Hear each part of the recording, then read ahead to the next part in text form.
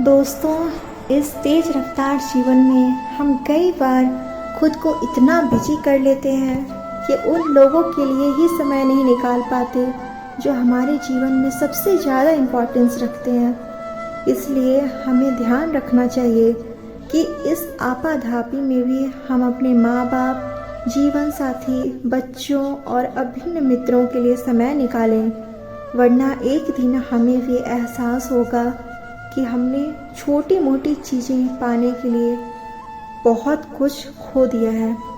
आइए इससे जुड़ी मैं आपको एक कहानी सुनाती हूँ। एक व्यक्ति ऑफिस में देर रात तक काम करने के बाद थका हारा घर पहुँचा। दरवाज़ा खोलते ही उसने देखा कि उसका 5 वर्षीय बेटा सोने की बजाय उसका इंतज़ार कर रहा था।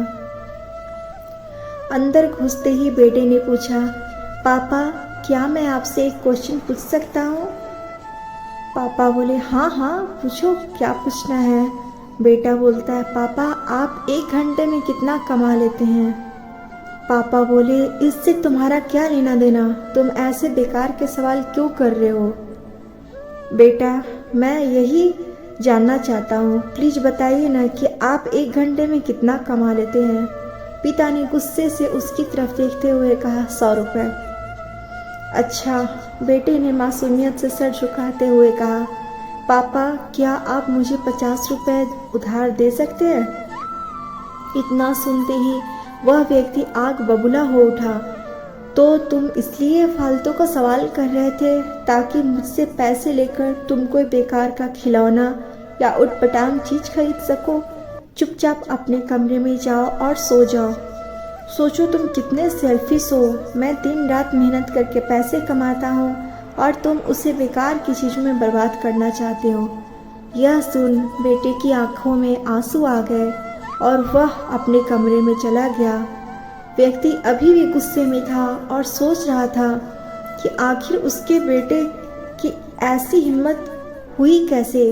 पर एक आधा घंटा बीतने के बाद वह थोड़ा शांत हुआ और सोचने लगा कि हो सकता है उसके बेटे ने सच में किसी जरूरत काम के लिए पैसे मांगे हो, क्योंकि आज से पहले उसने कभी इस तरह से पैसे नहीं मांगे थे।